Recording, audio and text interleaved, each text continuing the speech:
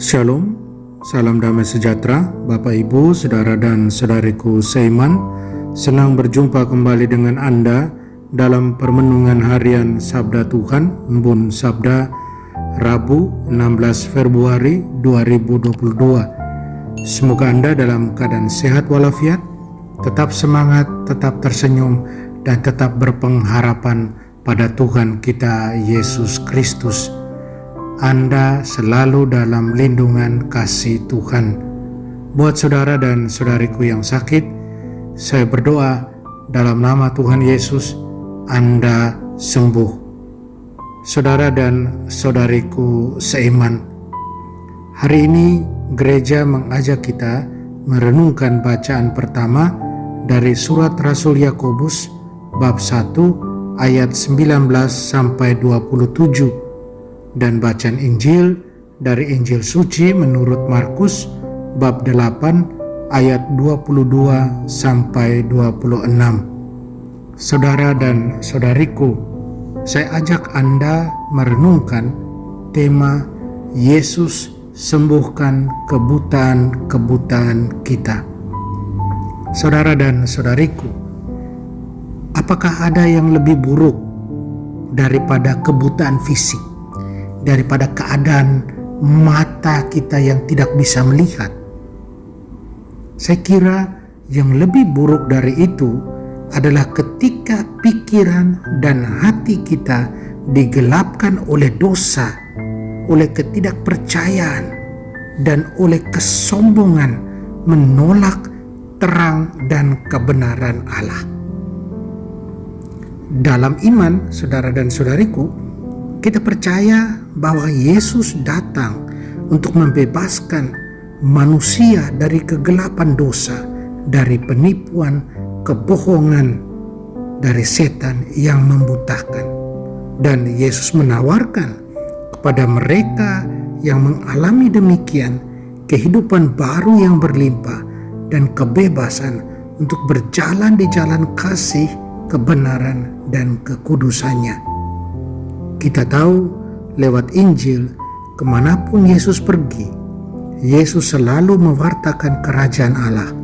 Dan banyak orang akan datang untuk mendengar, melihat, dan menyentuh kuasa yang datang darinya untuk menyembuhkan dan memulihkan mereka kepada keutuhan hidup. Saudara dan saudariku terkasih dalam Kristus, dalam Injil diceritakan ketika Yesus datang ke Betsaida, desa dari Andreas, Petrus, Yakobus, dan Yohanes, seorang buta dibawa kepadanya oleh beberapa teman daripada si buta. Tanpa bantuan teman-temannya, si buta ini pastinya tidak dapat menemukan orang yang dapat memulihkan penglihatannya dan membuatnya menjadi utuh kembali. Yesus memahami ketakutan dan keharapan orang buta ini, dan juga tentunya harapan teman-temannya yang memohon pada dia untuk menyentuh orang buta ini agar orang buta ini dapat dipulihkan, dapat disembuhkan. Orang buta kemudian dengan cara yang luar biasa, sangat khusus, sangat personal, dia merasakan kekuatan sentuhan Yesus. Dia merasakan kuasa yang keluar dari Tuhan Yesus. Pertanyaannya, saudara dan saudariku, mengapa Yesus kemudian pertama-tama membawa orang buta itu pergi keluar dari kampung? Kemungkinan besar Yesus ingin menyingkirkan dia, membawa dia keluar dari gangguan orang-orang yang skeptis, yang tidak percaya. Kita tahu dari catatan Injil yang ditulis oleh Lukas dan Matius bahwa Yesus dia pernah bersabda dengan sangat keras bagi penduduk Betsaida, "Celakalah kamu Betsaida, karena jika pekerjaan besar yang dilakukan di tengah kamu dilakukan di Tirus dan Sidon, mereka telah lama bertobat. Mereka duduk di kain kabung dan abu. Kamu akan dibawa ke alam maut." Demikian sabda Yesus yang keras kepada orang-orang di Betsaida.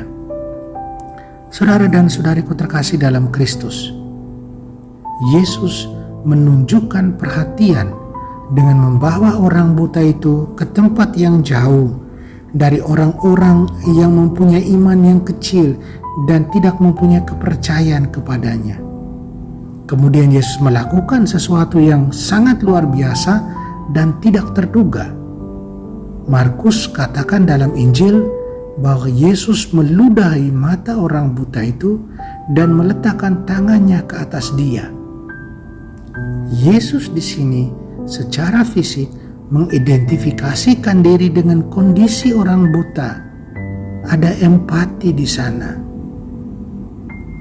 Yesus tahu kondisi orang buta yang tidak dapat disembuhkan ini, dia butuhkan belas kasihan yang personal. Yesus tujukan belas kasihan personal itu kepadanya. Dan bukan hanya itu, Yesus mau juga membangkitkan iman orang buta ini kepadanya. Dan kemudian Yesus bertanya kepada orang buta itu, "Apakah kamu melihat sesuatu?" Orang buta itu mulai menyadari bahwa dia sekarang dapat melihat sedikit, tetapi penglihatannya masih sangat kabur. Yesus kemudian meletakkan tangannya di atas orang buta itu untuk kedua kalinya, untuk memperkuat kembali imannya, sehingga dia dapat menerima kesembuhan total. Penginjil Markus mencatat 3 frase pendek penyembuhan dramatis yang terjadi pada orang buta tersebut. Yang pertama, orang itu sungguh-sungguh melihat, kemudian dia telah sembuh, dan dia melihat segala sesuatu dengan jelas.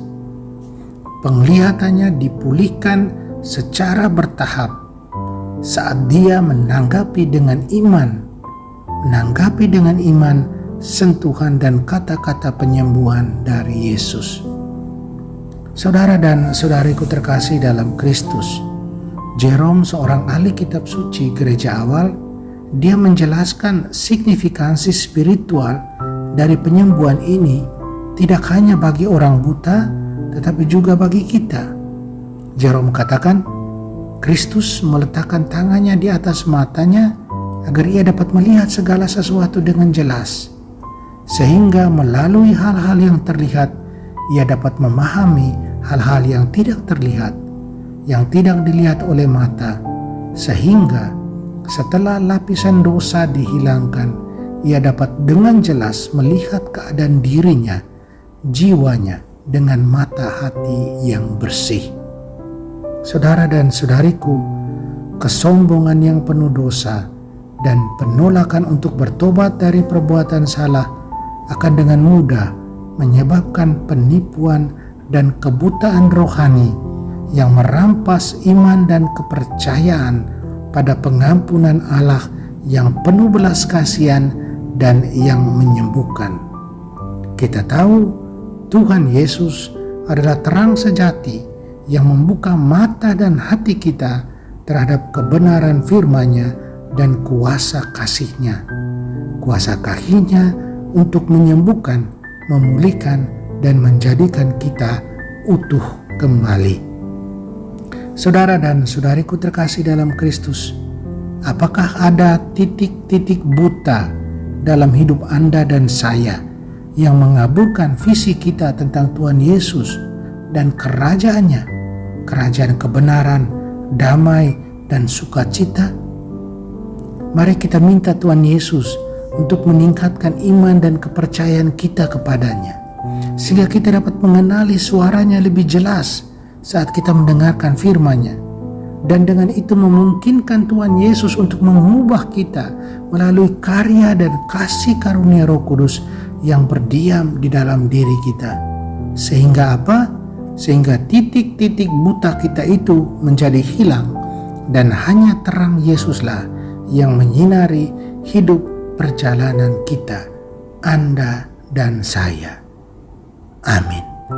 Mari kita berdoa mohon kekuatan dari Tuhan. Tuhan Yesus, buka mata kami untuk kehadiran penyembuhan dan firman keselamatan-Mu.